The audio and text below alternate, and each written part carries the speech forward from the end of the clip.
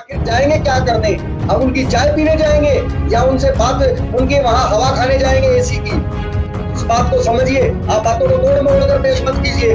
सिर्फ वो उन्होंने पहले कृषि कानून लाए गए हैं, ये हमारे जंगल और जमीन, ये हमारी सब पर कब्जा करने की रणनीति के तहत कानून बनाए गए हैं। और आप जैसे साथी अगर इसका साथ नहीं देते, कह दिया हमने मान लिया, क्या तो हमने भी कह दिया। सरकार लोग जब मना कर रहे हैं, क्या रोबोट बोल देंगे? कोई भी जैसे एससी समाज का, ओबीसी समाज का, माइनॉरिटी का कोई भी आदमी वहां जाता है तो चुन के वो जाता है अपने समाज की तरफ से, और वहां जाकर वो किसी भी पार्टी का आदमी हो जाता है। इसका विनाश करने वाले हमारे ही लोग हैं जिनके ऊपर हमने भरोसा किया, और बाद में वो जाकर एक पार्टी के एजेंट के रूप में इंजन बदले हैं। अभी तक हमने इंजन नहीं बदला, ड्राइवर बदले, ड्राइवर।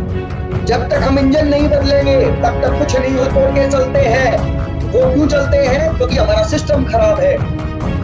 आप में और जो वर्तमान में है, इनका एकमात्र उद्देश्य है देश से संविधान को खत्म करना और मनुस्मृति को लागू कराना। नमस्कार, मैं Manoj Kumar, public India news संपादक एंड एडिटर इन चीफ और आपका साथी, आपका दोस्त। और आज हमारे साथ किसानों के मुद्दों पर चर्चा करने के लिए संदीप शास्त्री जी दिल्ली से जुड़े हैं।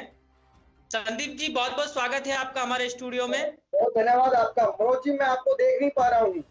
जी जी जी जी संदीप जी। जी संदीप जी, हम आपसे रूबरू होते हैं उससे पहले मैं आपसे कुछ जानना चाहता हूं, क्या कुछ अभी गाजीपुर बॉर्डर पर चल रहा है किसानों के आंदोलन को लेकर के? देखिए, दिल्ली की सीमाओं के चारों तरफ किसान बैठे हुए हैं शांतिपूर्ण तरीके से, और इससे धरना प्रदर्शन आंदोलन हमारा मजबूत हुआ है।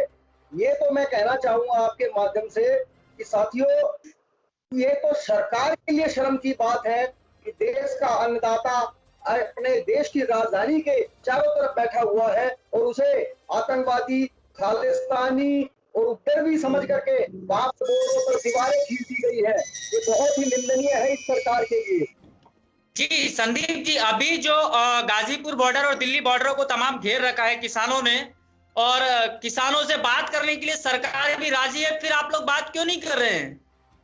देखिए, सरकार अभी 2 दिन पहले कृषि मंत्री तोमर जी का एक बयान बहुत वायरल हुआ। उसमें उन्होंने कहा कि जो है बिल वापसी के अलावा कोई बात करनी हो तो बताएं। और जबकि हमारा 40 सदस्य कोर कमेटी जो है संयुक्त किसान मोर्चा की, हमारा शुरू से एक वो था कि बिल वापसी तभी घर वापसी। जब कानून रद्द होने पर बात नहीं होगी तो हम वहां आखिर जाएंगे क्या करने? हम उनकी चाय पीने जाएंगे या उनसे बात उनके वहां हवा खाने जाएंगे एसी की? नहीं, चाय पीने और हवा खाने वाली बात नहीं है। आप इस हिसाब से तो आप आंदोलन जीवी हो गए। आप जब तक जाएंगे नहीं, बात नहीं करेंगे, उसमें संशोधन कर रहे हैं ना। आपको बिलों में अगर कोई दिक्कत लग रही है तो उन्हें वापस करने के लिए सरकार राजी है। वो शर्तें जो हैं वो सशर्त बुला रहे हैं कि बिल वापसी नहीं होंगे, और जबकि हम इस बात पे अड़े हुए हैं कि बिल वापसी कराकर ही हमें वापस घर को लौटना है। आप इस बात को समझिए। आप बातों को तोड़ मरोड़ कर पेश मत कीजिए। सिर्फ वो उन्होंने पहले ही शर्त लगा दी है कि बिल वापसी के अलावा कोई बात हो तो, बिल वापसी और एमएसपी की गारंटी के अलावा कोई तीसरी बात नहीं जो है, हम ऐसा नहीं चाहते हैं। नहीं नहीं संदीप जी, एमएसपी तो जारी है, एमएसपी तो अभी भी वर्तमान में लागू है, एमएसपी हटाने की कोई बात नहीं है। आप लोगों को 3 कृषि कानूनों से अगर दिक्कत है तो उसमें संशोधन करने की सरकार राजी है। चालू है। आप हरियाणा, पंजाब में, आप बिहार में देखिए, और पिछड़े हुए स्टेट इसलिए पिछड़े किए गए, उनमें एमएसपी गारंटी कानून नहीं है। ये देशव्यापी क्यों नहीं कर देते हैं? ये देशव्यापी करना चाहिए इनको। इसमें क्या आपत्तियां पैदा हो रही है? बिल्कुल बिल्कुल, आपको दिक्कत ये भी होना चाहिए, इसके ऊपर सरकार मंथन भी कर रही है। लेकिन जैसा आपने बताया है कि हमें कृषि कानूनों से दिक्कत है, तो जो किसान कानून लाए गए हैं तीनों किसान कानूनों में अगर आपको जो भी पॉइंट पे दिक्कत है उसको संशोधन करने के लिए सरकार राजी है, फिर आप बात क्यों नहीं कर रहे हैं? अगर देश की जनता, देश का आवाम और ये चाहता है कि ये बिल रद्द हो जाए तो उसमें सरकार को क्या आपत्ति है? सरकार का इसके छुपा हुआ स्वार्थ है। ये कॉर्पोरेट घराने को फायदा पहुंचाने के लिए कृषि कानून लाए गए हैं। ये हमारे जंगल और जमीन, ये हमारी सब पर कब्जा करने की रणनीति के तहत कानून बनाए गए हैं।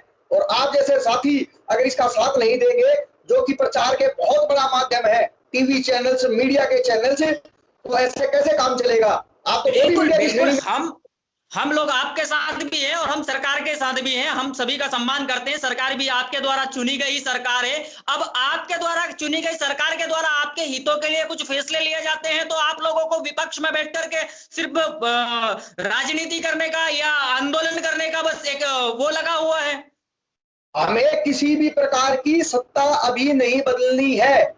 हम सत्ता परिवर्तन के लिए नहीं बैठे हैं कि ये जाए और दूसरे आ जाए, दूसरे जाए तीसरे आ जाए, ऐसा नहीं है। हम किसी भी राजनीतिक पार्टी का समर्थन नहीं करते हैं, बल्कि हम बीजेपी और आरएसएस की जो मानसिकता है, जो कि लूट के खाने वाली मानसिकता है, उस मानसिकता का विरोध करते हैं।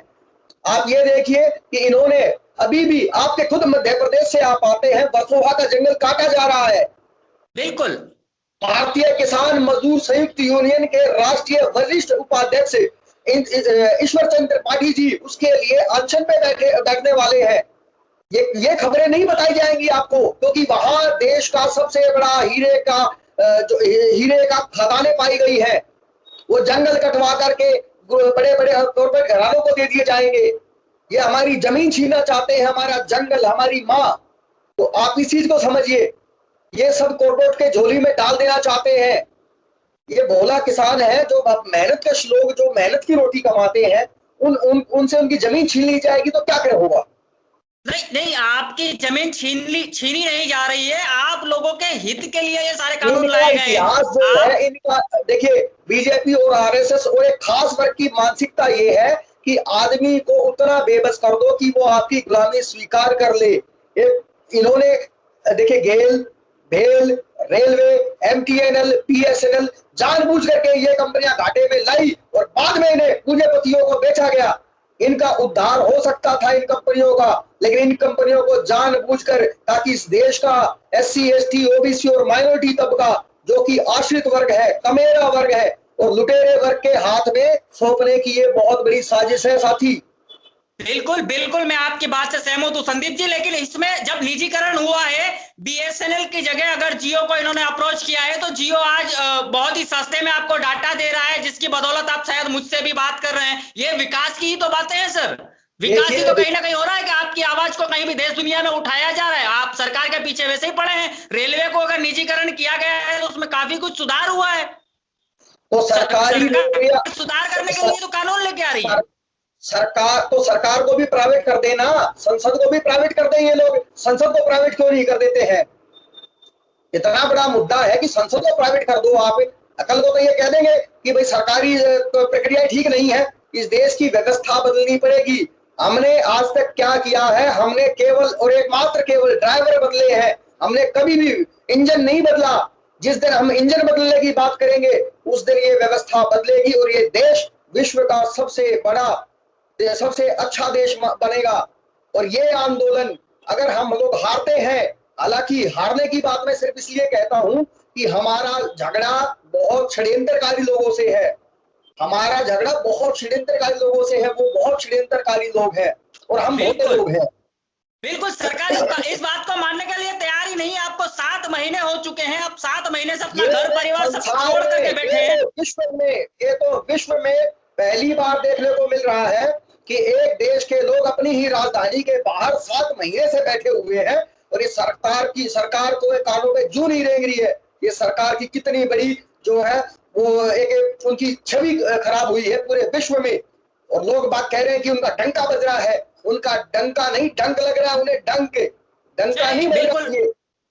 बिल्कुल, मैं इस बात आपकी भावनाओं की कदर करता हूं, लेकिन कहीं ना कहीं आप लोग फेल इसीलिए हो रहे हैं कि आप लोगों में एकजुटता नहीं है और वहां सिर्फ एक प्रदेश विशेष के लोग बैठे हुए हैं। ऐसा भी मीडिया बता रहा है और सरकारें कह रही है कि ये आंदोलन जीवी है, इनको आंदोलन करने की आदतें पड़ी हुई है। हम इनके साथ तैयार हैं। ये सिर्फ एक जबरदस्ती सरकार के ऊपर एलिगेशन लगाने के लिए वहां बैठे हुए हैं। पत्रकार साथी, मैं आपको एक चीज बता देना चाहता हूं, उससे पहले हमें हमारे समाज को समझना पड़ेगा। हमारे समाज जो है वो उसको समझना पड़ेगा। अभी भी आप इस बात को मानिए कि एससी, एसटी, ओबीसी और माइनॉरिटी और स्वर्ण समाज ये हम बटे हुए लोग थे।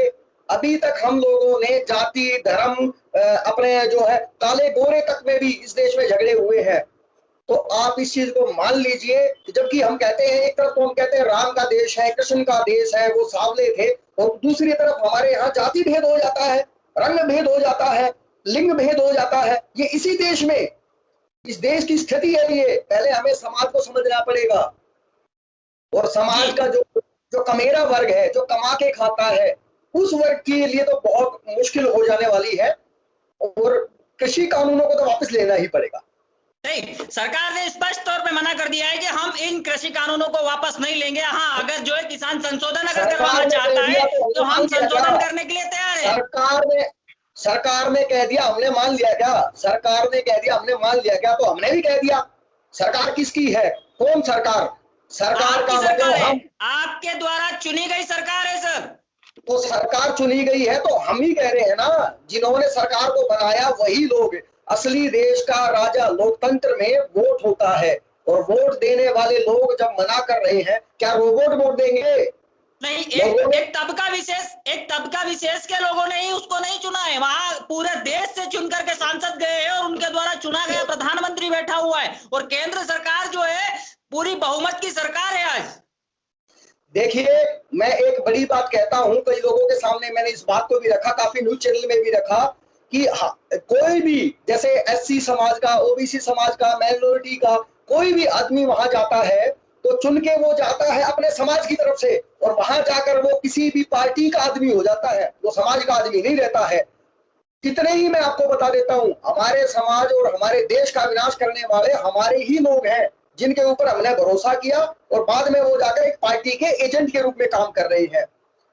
इसीलिए हमने घेराव की स्थितियां पैदा करी कि एमपी, एमएलए और जो उनकी गठबंधन की पार्टियां हैं, उनके सदस्यों का हम विरोध करेंगे। बिल्कुल। तो क्या इन जैसे कि आपने बताया कि हमारे द्वारा चुने गए हमारे ही नेता हमारे खिलाफ जाकर के वहां सरकार में खड़े हो जाते हैं, तो ऐसे लोगों के साथ क्या करना चाहिए फिर आपके हिसाब से? देखिए, हमें जो है,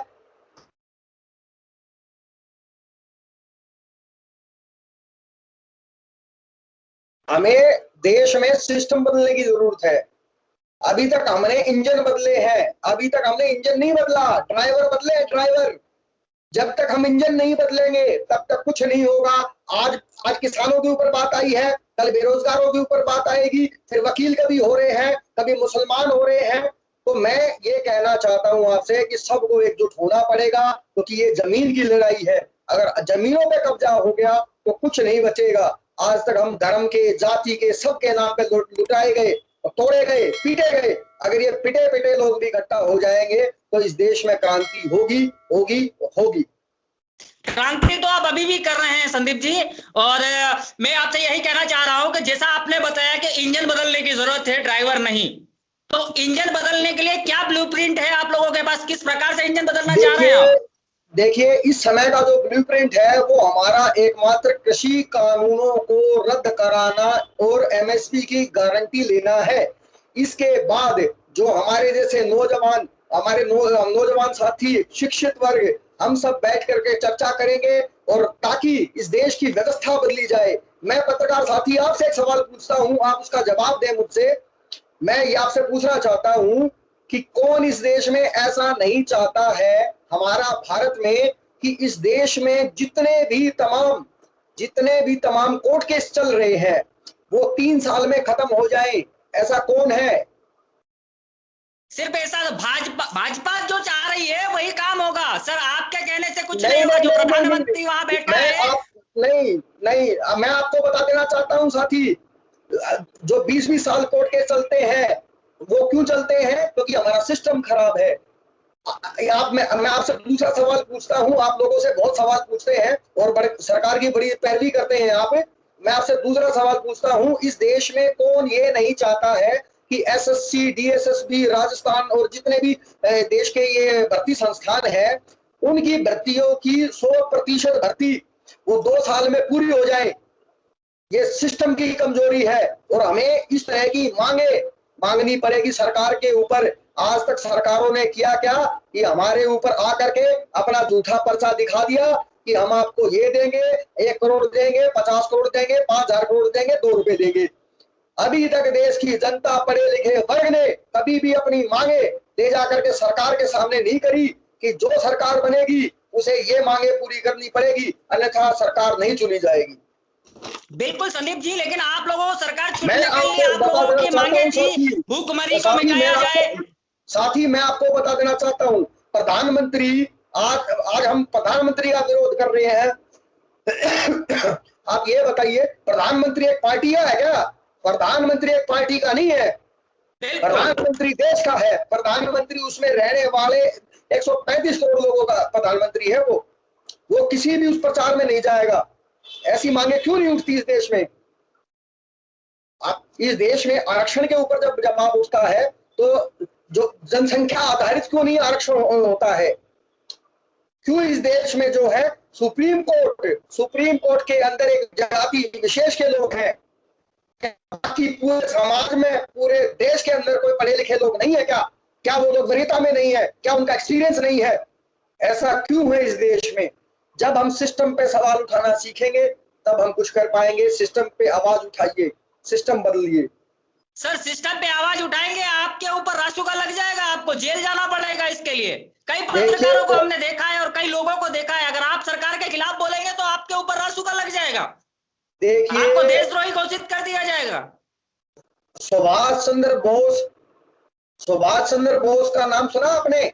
जी जी बिल्कुल, मेरे वरिष्ठ भी हैं नेताजी सुभाष चंद्र बोस। कहाँ है कहाँ नहीं है उनके बारे में कुछ पता है? उन सरकारें इस तरह के प्रपंच रचती है। सरकार भगत सिंह को ऑफिशियल रूप से शहीद क्यों नहीं घोषित करते ये लोग? सरकार क्यों नहीं बताती कि हमारी महारानी कौन है? मैं बड़ा प्रश्न करता हूं आपसे, सरकार क्यों नहीं बताती ये? सरकार कौन सी गोपनीयता की शर्त है जो उतना गोपनीय रखना चाहती है अपने ही लोगों से? ये बहुत बड़े मुद्दे हैं। इस देश को लूटा जा रहा है और जानबूझकर एक बड़ा षड्यंत्र साथी में खोल देना चाहता हूं आपके माध्यम से। इनका एकमात्र, चाहे वो जो भी पार्टियां पिछले सरकारों में आई गई और जो वर्तमान में है, इनका एकमात्र उद्देश्य है देश से संविधान को खत्म करना और मनुस्मृति को लागू कराना। एकमात्र इनका ये कारण है। इसलिए सरकारी कंपनियां बेची जा रही है, भौतिक संपदाएं बेची जा रही है, इस देश को लूटा जा रहा है। बिल्कुल, बहुत बहुत धन्यवाद संदीप जी आपका हमारे स्टूडियो में आने के लिए और हमारे साथ चर्चाएं करने के लिए। फिर आपसे मुलाकात होगी बहुत जल्द। नमस्कार।